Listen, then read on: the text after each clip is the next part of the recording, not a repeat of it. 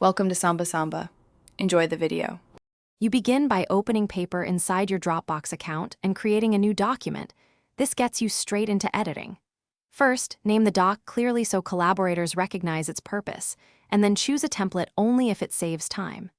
Next, set permissions, edit, comment, or view, because those control contribution and prevent accidental changes. Once done, invite teammates by email so they appear in the collaborators list. This prepares the workspace for focused, shareable work. You now populate the document, type text, paste images, or drag files directly into the page to keep everything in context.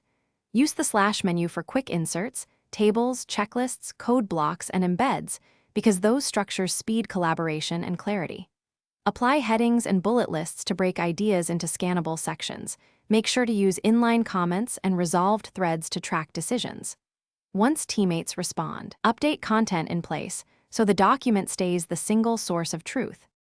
You finish by reviewing changes with version history and restoring prior versions if something broke. This gives you safety without losing progress.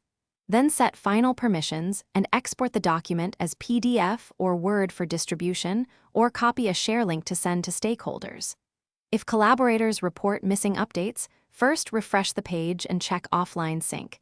Make sure file permissions allow edits.